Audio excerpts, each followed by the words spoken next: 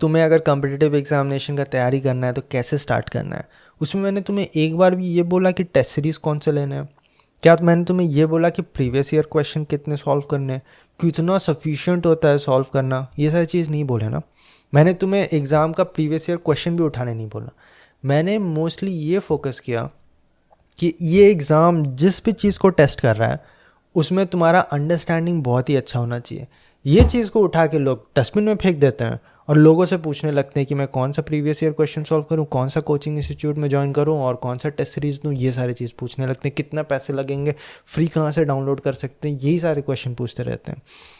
इसीलिए उनका कभी भी बेस ही नहीं बनता। और अगर बेस ही नहीं बन रहा, देखो कॉम्पिटिटिव एग्जामिनेशन कोई भी अगर उठाओगे, ये 6 महीने वाले बकवास बात मेरे से मत करना। ये सब कोई बोलते हैं 6 महीना में ये एग्ज़ाम निकल जाएगा, ऐसा कभी भी नहीं होता। कोई भी एग्ज़ाम निकालने में 1 से 2 साल लगता है। This is the reality. अगर तुम्हें दर्द हो रहा है तो एग्ज़ाम का तैयारी मत करो। तुम्हारा जेई का तैयारी करना है 1 से 2 साल से भी ज़्यादा लगता है। तुम्हारा अगर गेट एग्जामिनेशन का तैयारी करना है तो मैंने तुम्हें बता दिया 3 से 4 साल के तैयारी के बाद भी बहुत लोगों का अच्छा से परफॉर्मेंस नहीं हो पा रहा, क्योंकि तुम्हारा एक लेवल है, वहाँ से ग्रो करने में कुछ टाइम लगेगा तुम्हें। अब तुम आईआईटी ऑलरेडी क्रैक कर चुके हो, तुम आईआईटी बॉम्बे से मैकेनिकल इंजीनियरिंग पढ़ के निकल रहे हो, तुमने ऑलरेडी आईआईटी जे में इतना अच्छा परफॉर्म कर लिया, हो सकता है तुम्हारा गेट अच्छा से निकल जाए, हो सकता है। लेकिन ऐसे भी आईआईटी के लोग को मैंने घूमते हुए देखा है जो गेट का एग्ज़ाम का तैयारी 1-2 साल से कर रहे हैं, उनका नहीं हुआ। सब कुछ होता है ठीक, लेकिन इन जनरल जो मैंने देखा है, कोई भी कॉम्पिटिटिव एग्जामिनेशन का तैयारी करने में 1 से 2 साल लगता है, 1 से 2 अटेम्प्ट लग जाता है।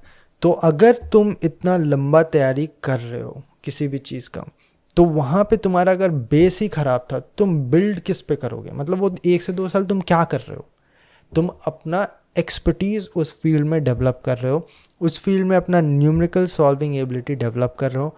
वो सब चीज़ तभी डेवलप होगा अगर तुम्हारा कॉन्सेप्ट बहुत अच्छे से डेवलप्ड है। अगर कॉन्सेप्ट डेवलप नहीं है, अगर तुम्हारा रूट में ही प्रॉब्लम है, तो वो कभी भी ग्रो नहीं कर पाएगा, डेवलप नहीं कर पाएगा।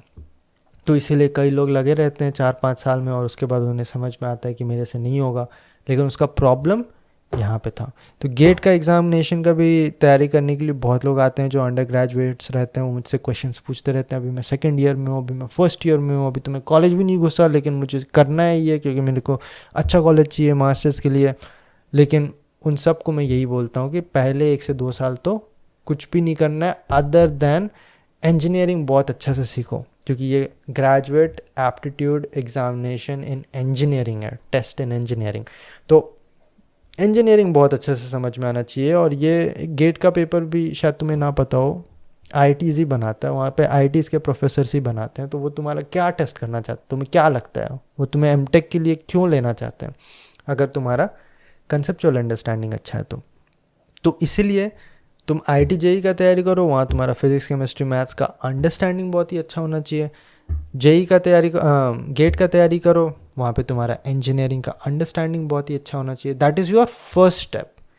सेकेंड स्टेप आता है कि ओके, अब तुम एग्ज़ाम के बारे में भी थोड़ा समझना स्टार्ट करो कि ये एग्ज़ाम का क्या पैटर्न है और इसके लिए क्या क्या सब्जेक्ट्स इंपॉर्टेंट हैं, क्या क्या सब्जेक्ट्स इंपॉर्टेंट नहीं है।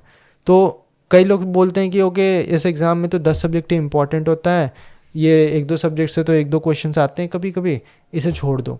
इसलिए मैंने बोला कि पहले तुम्हारा पूरा अंडरस्टैंडिंग उस फील्ड में बहुत अच्छा होना चाहिए, 100%। ऐसा नहीं कि कुछ छोड़ दिया, कुछ पकड़ लिया। ऐसे शॉर्टकट और बैंडेड मार के ये सारे एग्ज़ाम्स नहीं निकलने वाले। जो भी ये एग्ज़ाम निकाल रहे हैं वो पूरा 100% अंडरस्टैंडिंग लेके चल रहे हैं और उसके बाद उसे फोकस कर रहे हैं एक पर्टिकुलर एग्ज़ाम के पैटर्न में। जब तुमने 100% पढ़ लिया, उसके बाद तुम्हें पता चला कि ओके 60% ही ज़्यादा इंपॉर्टेंट है, तो 60% पे तुम रिवीजन में ज़्यादा एफर्ट दोगे, उसके क्वेश्चंस ज़्यादा से ज़्यादा खोजोगे, उसमें प्रैक्टिस ज़्यादा करोगे। तब तुम्हारा फोकस बन जाएगा कि ओके, ये सारे इस एग्ज़ाम का डिमांड है, तो ये सारी चीज़ मेरे बहुत ही स्ट्रॉन्ग है, ताकि मैं 90% एग्जामिनेशन अच्छा से दे पाऊँ। और देखोगे वहाँ पे भी जाके 10% में कुछ ना कुछ क्वेश्चन वो ऐसा घुसाएंगे जो आउट ऑफ पैटर्न है और वो वहाँ से आ रहा है, जो कि शायद कई लोग छोड़ने का सोच रहे थे। तो अगर तुम कॉम्पिटिटिव एग्जामिनेशन का तैयारी कर रहे हो तो स्टेप 1, कंसेप्चुअल अंडरस्टैंडिंग बहुत ही अच्छा रखो, 100% ऑफ द ट्रेड। अगर तुम मैकेनिकल इंजीनियरिंग पढ़ रहे हो फॉर एग्जांपल, तो ऐसा नहीं कि मैं टॉम सॉम और थर्मो बहुत अच्छे से करके जाऊंगा, और इंडस्ट्रियल इंजीनियरिंग तो मुझे अच्छा नहीं लगता, आरएसी से तो ज़्यादा क्वेश्चन नहीं आता तो वो मैं नहीं पढ़ूंगा, ऐसा नहीं होता।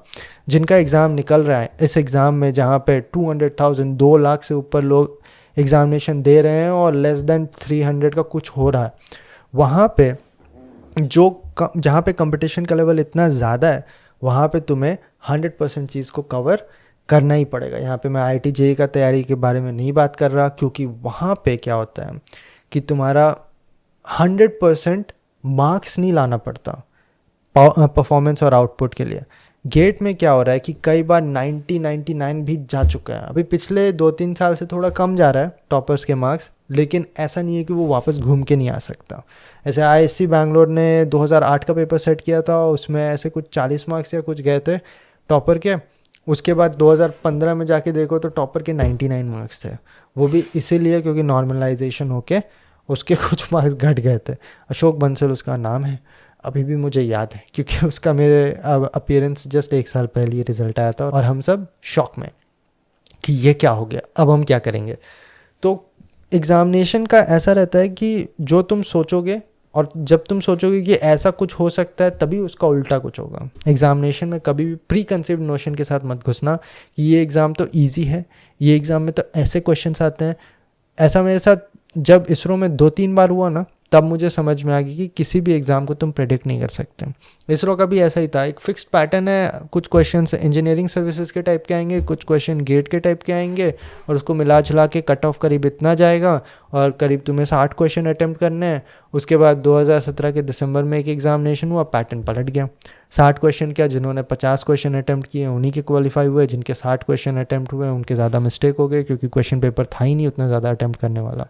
उसके बाद एक और अप्रैल में एग्जामिनेशन हुआ 2018 में, और उसमें क्वेश्चन पेपर थोड़ा इजी आ गया, मतलब इंजीनियरिंग सर्विसेज टाइप के क्वेश्चन ज़्यादा हो गए, और उसमें लोगों को 100% अटैम्प्ट मारना पड़ा। मैं खुद ही 76 क्वेश्चन अटैम्प्ट मार के आया था 80 क्वेश्चन में। तो कॉम्पिटिटिव एग्जामिनेशन को ऐसे जज मत कर लो कि ये एग्ज़ाम ईजी है, इतना पढ़ना होगा, ये इंपॉर्टेंट है, ये नहीं इंपॉर्टेंट है, ये पढ़ूंगा, ये नहीं पढ़ूंगा। ऐसे करोगे, तुम शॉर्टकट मार रहे हो, तो ये एग्जामिनेशन नहीं निकलेगा, और फिर तुम बोलोगे कि मेरा किस्मत ख़राब है। तुम्हारा किस्मत ख़राब नहीं है, तुमने बस ये एग्ज़ाम का एक शॉर्टकट खोजने की कोशिश करी, वो शॉर्टकट भिड़ा नहीं तुम्हारा, तो तुम बोल रहे हो कि तुम्हारा किस्मत ख़राब था। एक्चुअल में जो एग्ज़ाम को निकालने वाले हैं वो पूरी तरह विदाउट कॉम्प्रोमाइज़ 100% सिलेबस ज़रूर कवर करेंगे, उसके बाद उसे फोकस कर लेंगे अपना एग्ज़ाम के पैटर्न के हिसाब से।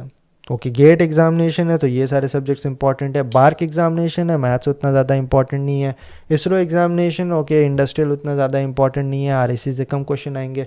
ये सारे चीज़ एग्जामिनेशन को समझने से पता चल जाता है, लेकिन इसके वजह से वो जो बेस का है तुम्हारा जो तैयारी, जो एक तुम्हारा स्टैंडर्ड एज एन इंजीनियर और सीनियर सेकेंडरी स्टूडेंट तुम्हें समझ में आना चाहिए, उसके साथ कॉम्प्रोमाइज़ मत कर लेना, नहीं तो कहीं ना कहीं जाके वो ज़रूर तुम्हें ढसेगा और फिर तुम्हें समझ में आएगा कि ओके, इसकी वजह से मेरा पूरा 1 साल बराबर हो गया।